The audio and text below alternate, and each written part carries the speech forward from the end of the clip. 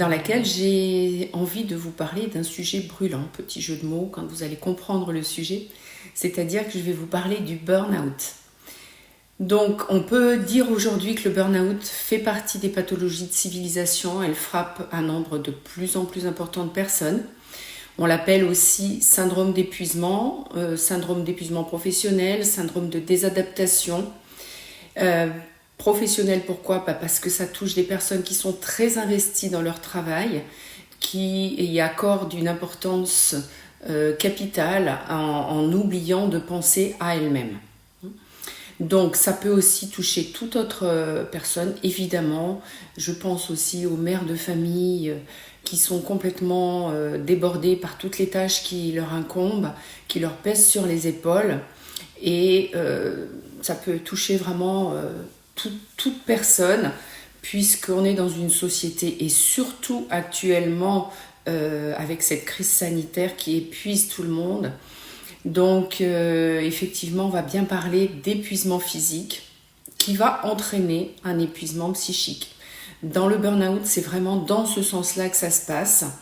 Donc cette crise sanitaire qui dure depuis 2 ans nous pèse à tous sur le système et vraiment induit une tension intérieure avec des états inflammatoires, et vous allez voir que cet état inflammatoire est très très important dans le burn-in. Je vais vous parler du burn-in et dans le burn-out. Donc on parle beaucoup de brûler, d'inflammation, et il faut bien penser qu'on peut penser à une assimilation entre dépression et burn-out, alors que ce sont 2 choses différentes. Il peut y avoir du burn-out sans dépression, il peut y avoir de la dépression sans burn-out, et ça c'est fréquent, et puis il peut y avoir les deux, parce que quand le corps est complètement épuisé et qu'on ne peut plus fonctionner, et ben du coup, au niveau psychique, ça devient vraiment très très difficile. D'autant plus qu'on peut ne pas en voir la fin. Donc on parle bien de syndrome d'épuisement, de syndrome de désadaptation, on n'est plus adapté. Notre corps n'est plus adapté à la situation que l'on vit. Il ne suit plus, il ne peut plus répondre aux nombreuses sollicitations qu'on lui impose. Il y a aussi dans ce burn-out, ou dans le burn-in, vous allez voir une notion de perfection, d'être toujours au top, etc. Et ça, c'est vraiment très délétère. Donc, c'est un épuisement du corps physique qui va clouer au lit une personne qui est incapable de faire un pas de plus. Elle veut se lever le matin et là, il n'y a plus rien, il n'y a plus de répondant, il n'y a plus de ressources. Elle est comme brûlée de l'intérieur. Et c'est d'ailleurs le sens du mot burn en anglais qui signifie brûler. Donc, si la personne est brûlée de l'intérieur, qu'est-ce qui est brûlé ? Qu'est-ce qui est brûlé en nous ? Eh bien, c'est ce que je me propose de vous expliquer dans cette vidéo. Et ça, vous allez voir que c'est un sujet passionnant. Donc cette vidéo va avoir pour objet de vous expliquer un petit peu le fonctionnement de ce qui, dans ce burn-in et dans ce burn-out, brûle en nous, crame et n'est plus disponible. Donc pour de nombreuses personnes que je vois en cabinet, eh bien heureusement, elles ne sont pas encore en burn-out, mais elles sont en burn-in, qui est l'étape précédente et qui peut durer longtemps, qui est l'étape avant le burn-out. Et je dirais vraiment heureusement, parce que vraiment se relever d'un burn-out, c'est très long. Donc qu'est-ce qui est cramé en nous ? Qu'est-ce qui est brûlé ? Eh bien, ce sont les nombreuses hormones et les nombreux neuromédiateurs que l'on sécrète, que notre organisme sécrète tout au long de la journée, selon un rythme jour-nuit, selon un rythme circadien. On connaît très bien ça, c'est vraiment étudié par la science. Donc on vit sur un rythme de 24 heures. Et c'est là que vraiment notre organisme humain devient passionnant.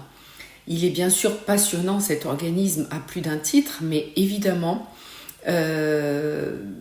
cette étude des neuromédiateurs, des hormones, donc du système hormonal et du système nerveux, est, en ce qui me concerne, passionnant. Je rentre là au cœur de ma pratique de naturopathie en me penchant là-dessus. Et il faut comprendre que ces neuromédiateurs et ces hormones, c'est ce qui nous anime, c'est ce qui fait de nous notre nature humaine. C'est donc fondamental. Donc voilà, en naturopathie, on parle beaucoup de neuromédiateurs. Il faut comprendre que tout notre petit monde quotidien et nocturne dépend de la synthèse de ces neuromédiateurs, de ces hormones, qui dépendent largement de notre alimentation, de notre hygiène de vie, de notre sommeil fondamental, très très important. Donc autant vous dire que pour une naturopathe, là je vous parle du fond du cœur de ce que je vis au quotidien dans mon cabinet, eh bien ça me réjouit de partager ça avec vous et j'espère que vous trouverez cette vidéo aussi passionnante que j'ai envie de vous la faire vivre. Donc voilà, commençons en détail à voir et commençons par parler de stress, qui est un terme général. Donc moi j'entends au cabinet tout le temps, je suis stressée, je vis des stress. Donc c'est un terme général pour parler de quoi ? Bien, pour parler de différents états, comme l'anxiété, l'angoisse, voire des états phobiques, des états vraiment de dystonie, ce qu'on parle de dystonie neurovégétative. Un coup j'ai envie de rire, un coup j'ai envie de pleurer, je maîtrise plus rien. Donc tous ces états-là, on les retrouve dans de nombreuses situations familiales, professionnelles, sociales, amicales, administratives. Ça nous prend bien la tête aussi, que nous devons gérer toute la journée.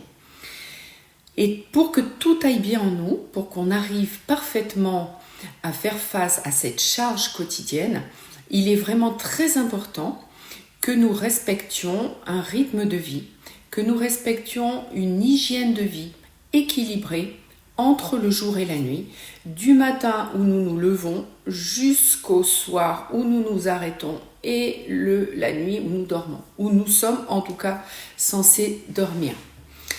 Donc, respecter les temps de sommeil, respecter les temps de veille, les heures auxquelles on mange, le contenu de ces repas qui soit adapté, sain, digeste et assimilable, le temps de sommeil qui doit impérativement être assez long et de bonne qualité, avec des phases de sommeil profond pendant lesquelles nous nous régénérons suffisamment et qu'elles soient suffisamment longues pour que le lendemain matin, eh bien, on ait la pêche, on a envie de se lever. Or, une personne sur deux actuellement, et ça c'est les médecins qui le disent, une personne sur deux actuellement dit avoir des problèmes de sommeil ou même raccourcir son temps de sommeil volontairement pour faire face à tout ce qu'elle a à faire. Je vais faire appel aux connaissances issues de la médecine traditionnelle chinoise, qui est une médecine très sage, ancestrale, et qui nous aide à comprendre aussi ce rythme circadien et comment nos organes fonctionnent préférentiellement à des moments précis, à des horaires précis.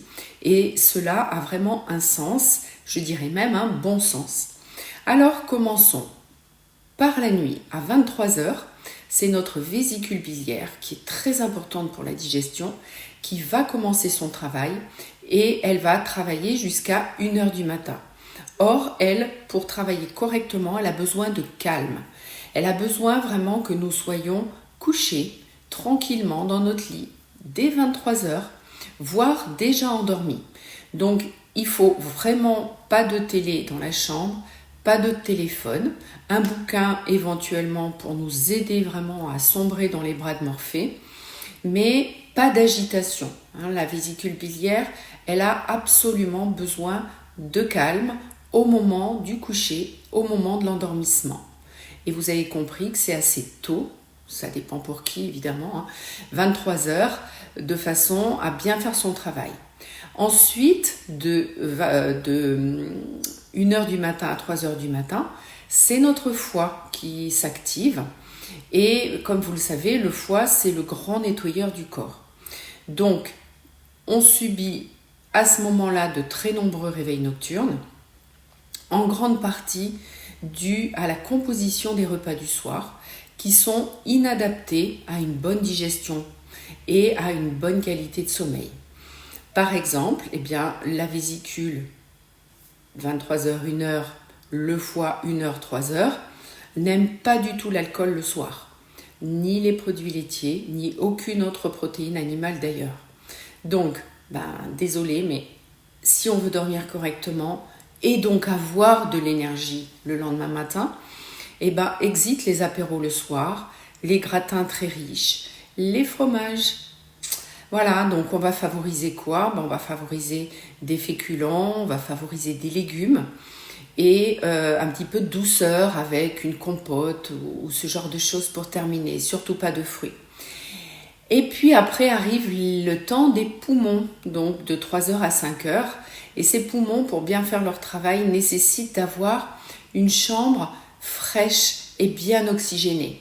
Cette bonne oxygénation va vraiment préparer le travail du côlon qui commence, lui, de 5h à 7h du matin. Donc le côlon, nettoyage du corps par les intestins qui commence normalement à 7h du matin. Donc schématiquement, on doit se lever et commencer par nettoyer notre organisme qui va évacuer, si tout va bien, les déchets de la veille et de l'avant-veille. Voilà, donc si notre côlon fonctionne bien, il commence par s'activer et on commence la journée en étant un petit peu plus léger et un petit peu plus propre, entre guillemets. Et donc, voilà pour le travail de la nuit, nous sommes arrivés à 7h du matin et commence donc le rythme de la journée. Et là, je vais passer à la synthèse des nombreuses hormones et nombreux neuromédiateurs de la journée que nous sécrétons. Et entre 7h et 8h du matin, nous sécrétons un neuromédiateur vraiment très très important pour bien commencer la journée et pour pouvoir la poursuivre, qui nous donne envie de nous lever, qui nous donne la pêche, qui, quand il est bien synthétisé, nous permet de faire des projets et on est en joie de mettre ces projets en place. Ce neuromédiateur, c'est la dopamine, c'est notre dope, c'est notre dopant, dont le précurseur, c'est-à-dire le nutriment dont notre corps a besoin, qui est absolument nécessaire et indispensable pour fabriquer la dopamine, eh bien, c'est un acide aminé, donc issu de la protéine, qui s'appelle la tyrosine. Et cette tyrosine, eh bien, c'est aussi le précurseur de notre hormone thyroïdienne, qui est la thyroxine, qui elle aussi est très importante pour notre activité. Une personne qui est en hypothyroïdie, c'est une personne qui est fatiguée, qui est ralentie, qui prend du poids, etc. Et donc cette thyroïde, pour bien fonctionner, elle a besoin de tyrosine, mais elle a aussi besoin de d'iode. Or, il y a beaucoup de personnes qui sont en carence d'iode. Je vous invite à regarder un documentaire qui s'appelle Demain tous crétins, mais je ferai une vidéo ultérieurement sur le sujet de la thyroïde. Donc, avec suffisamment de dopamine et de thyroxine, nous sommes prêts pour démarrer notre journée. Tous nos projets vont pouvoir démarrer. La dopamine est donc le principal neuromédiateur de l'action. Pas seulement, mais c'en est un qui est vraiment très très important. Et puis il est aussi ce qu'on appelle impliqué dans le circuit de la récompense. C'est-à-dire que cette dopamine va nous faire comprendre que si on fait exactement ce qu'on a à faire, on va être satisfait au bout. La récompense, c'est la satisfaction intérieure d'avoir réussi à faire ce que l'on a à faire. Il peut y avoir des récompenses extérieures aussi, mais la principale récompense, c'est vraiment la satisfaction intérieure d'avoir fait ce que l'on a à faire, le plaisir, etc. Donc, dès le matin, cette dopamine est synthétisée et au fil de la journée, cette dopamine va se transformer en un autre neuromédiateur qui s'appelle la noradrénaline. Et cette noradrénaline, elle nous permet de continuer, c'est comme un accélérateur, elle nous permet de continuer nos efforts, de poursuivre les actions entreprises le matin et de les mener à bien. Vers 8 heures du matin, nous avons aussi le pic d'une autre hormone qui s'appelle le cortisol. Donc là, je vais vous en parler beaucoup dans cette vidéo, qui est fabriquée par la glande cortico-surrénale, qui va être sécrétée du matin et qui va baisser le soir vers 21 heures, lorsque l'heure du coucher commence à se faire sentir.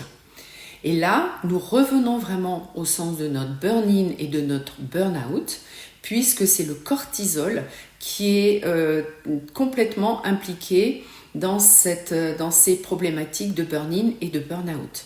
Donc, soit en étant trop présent, soit en n'étant pas assez présent. Donc, dans la phase de burn-in, il y a trop de cortisol. On parle d'hypercortisolémie. Et dans la phase de burn-out, il n'y en a plus. Mais j'y reviendrai. Donc, pour les messieurs, il va y avoir aussi un pic de testostérone le matin vers 9 heures. Donc vous voyez, tout notre organisme s'arrange, tout notre organisme est programmé, est organisé pour favoriser notre éveil, notre capacité à agir, à mettre des projets en place et à y trouver du plaisir. Rien que ça, moi je trouve ça fascinant et passionnant. Puis vers la fin de la journée, vers 17 heures environ, là, chose très importante, c'est notre intestin, notre microbiote, qui va synthétiser un autre neuromédiateur très étudié scientifiquement, qui est la sérotonine, qui, elle, va apporter détente, bien-être. Cette sérotonine nous indique que c'est l'heure de freiner nos actions, de ralentir pour se préparer au sommeil. Donc cette sérotonine, on l'appelle aussi l'hormone du bonheur. Il y a de nombreux neuromédiateurs, de nombreux antidépresseurs qui sont sérotoninergiques et qui sont faits pour que, artificiellement, notre cerveau dispose de plus de sérotonine plus longtemps afin de ressentir le bien-être, la détente et ainsi améliorer notre humeur et notre qualité de vie, diminuer l'anxiété et l'angoisse. Donc, cette sérotonine, elle est vraiment très très importante, cette hormone du bonheur, parce que après, elle est transformée en mélatonine, qui est l'hormone du sommeil. Donc, le fait qu'elle soit fabriquée, cette sérotonine, dans notre intestin, nous donne une bonne indication de l'importance de notre alimentation et de notre capacité digestive. Ça, c'est très très important. La sérotonine n'est pas fabriquée correctement quand il y a de la constipation et une carence en magnésium. Cette constipation et cette carence en magnésium freinent la synthèse de la sérotonine et sa disponibilité. Et ça, rien que ça va induire des états anxieux, angoissés, voire dépressifs. Donc cette sérotonine se transforme ensuite en mélatonine, qui est connue pour être l'hormone du sommeil, mais il faut aussi que la dopamine ne soit plus synthétisée à partir d'une certaine heure. Donc l'alimentation du soir est aussi très très importante. Donc cette mélatonine, elle va être synthétisée à peu près de 21h jusqu'à 2h du matin. Et donc, il est important aussi de noter que notre microbiote est un organe à part entière. On estime que ce microbiote pèse à peu près 2 kg dans notre intestin. Il a de nombreuses fonctions, très nombreuses, notamment au niveau du système nerveux, du système immunitaire. Et lui, il se repose de 19h à 7h du matin. Donc là, il nous indique clairement qu'il ne faut pas manger pendant la nuit. Ça, c'est vraiment une chose très très importante. Il n'est plus dispo pour la digestion. Il a d'autres choses à faire à ce moment-là.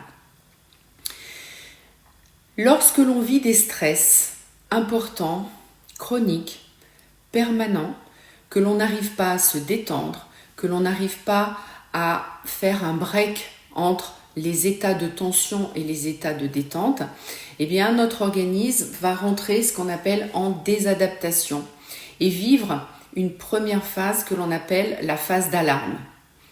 Donc cette phase d'alarme désigne un stress ponctuel que notre corps habituellement est apte à gérer et qui peut s'arrêter assez vite. Donc pendant cette phase d'alarme, il y a une augmentation d'une autre hormone qui s'appelle l'adrénaline. Donc cette adrénaline est sécrétée encore par les glandes surrénales et cette adrénaline va provoquer une augmentation du rythme cardiaque. Il va y avoir une augmentation aussi du rythme respiratoire, de la pression sanguine, de la pression artérielle. Il va y avoir un afflux de sang dans nos muscles qui vont alors se préparer à fuir ou à combattre. Parce que c'est ça, hein, le fait d'avoir des stress, c'est on les affronte en fuyant parce que c'est trop important pour nous, on ne peut pas faire face.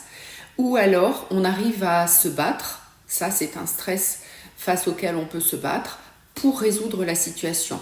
Donc fuir ou se battre sont deux situations dans cette phase très juste et très salutaire. Une fois que l'une ou l'autre de ces solutions est adoptée, nous avons résolu le problème et tout va revenir à la normale. Si ce n'est pas le cas, le stress va durer plus longtemps, il va devenir chronique, va devenir résistant et l'on va rentrer dans ce qu'on appelle une phase dite de résistance ou de désadaptation. Et c'est là que le fameux burn-in, l'inflammation intérieure, va commencer à s'installer. Et pourquoi cette phase de brûlage, excusez-moi, mais bon, d'inflammation intérieure commence? Eh bien parce que notre organisme va sécréter de façon de plus en plus importante une hormone, le cortisol dont je vous ai parlé tout à l'heure, qui va imbiber le corps. Alors qu'une autre hormone de stress, l'adrénaline, va baisser, le magnésium va baisser aussi, la DHEA va baisser aussi, celle qui est fabriquée par les surrénales. Vous voyez, les surrénales sont très très impliquées là-dedans.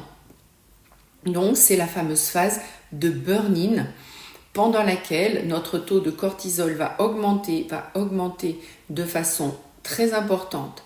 Or, le cortisol, c'est normalement une hormone anti-inflammatoire.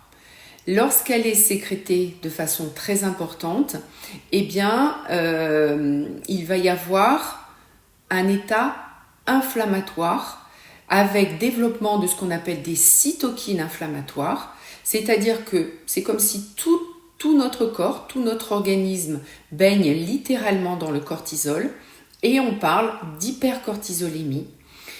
Nos cellules deviennent cortico-résistantes alors, comme je vous l'ai dit, que notre cortisol est censé être une hormone anti-inflammatoire. Donc cette cortico-résistance va créer une inflammation qui peut se généraliser, qui va induire des douleurs un petit peu partout, une perte de sommeil, du stress chronique durable et un épuisement. On est très fatigué, mais on ne peut pas dormir. Le sommeil est complètement désorganisé, altéré, et c'est là que l'on est rentré en burn-out qui peut durer très longtemps parce que quand le cortisol continue à augmenter, à un moment, les surrénales ne peuvent plus en fabriquer et le cortisol s'effondre. Notre taux de cortisol s'effondre.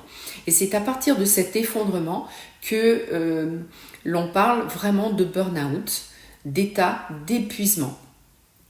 Donc, évidemment, vous avez bien compris qu'il vaut mieux se donner les capacités d'agir quand on est en burn-out et comment on peut faire pour ne pas en arriver au burn-out. Voilà, excusez-moi, je me suis trompée. Donc, qu'est-ce qu'on va faire? On va se reposer, on va se donner des temps de gestion du stress comme des respirations, comme favoriser le sommeil, prendre un arrêt de travail si c'est nécessaire, se faire aider à la maison, cesser toutes les activités qui sont en trop dans sa vie pour aller se centrer sur l'essentiel.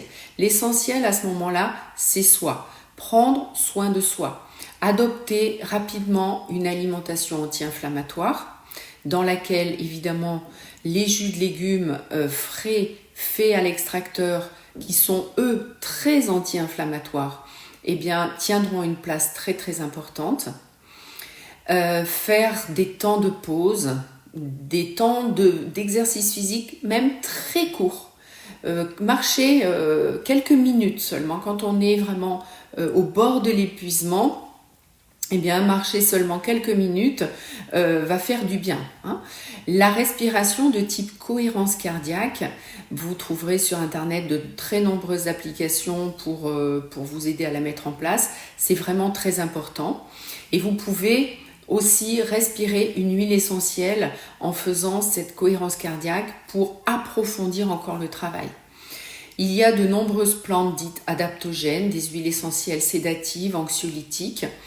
Donc pratiquer des exercices physiques, simplement quelques étirements pour remettre du mouvement dans le corps, sortir de la sédentarité. On ne peut pas être en bonne santé en étant sédentaire. Toutes ces plantes adaptogènes que j'aime beaucoup, comme l'ashwagandha qui est une plante de sommeil, de détente. Et puis quelque chose de très important qui est un autre acide aminé qui est la glutamine, que l'on trouve dans de nombreux compléments nutritionnels, qui va favoriser, elle, la synthèse d'un autre neuromédiateur dont je n'ai pas parlé encore jusqu'à présent, qui s'appelle le GABA, qui est très important, à mon avis beaucoup trop négligé. On parle beaucoup de la sérotonine et de la mélatonine, mais on ne parle pas, à mon avis, suffisamment du GABA. Je prendrai le temps de faire une vidéo prochainement sur le GABA parce que c'est vraiment très important. Donc des compléments nutritionnels à base de L-glutamine qui favorisent la synthèse de ce GABA. Donc ils vont favoriser à la fois le sommeil profond et la perméabilité intestinale. Évidemment, dans les cures de jus que je vous propose, elles sont tout particulièrement adaptées à cette récupération. On fait un travail très anti-inflammatoire avec les jus. On fait des randos. Je vous laisse dormir autant que vous le souhaitez. Donc, ce sont des temps pour apprendre à se relever, réapprendre à vivre une vie riche et épanouie, où l'on aura choisi des priorités, d'autres priorités, c'est-à-dire que l'on se sera choisi soi. Donc je vous remercie de votre écoute et je reste à votre disposition si vous avez des questions que vous pouvez poser en dessous de cette vidéo. Et je vous dis à très bientôt. Au revoir.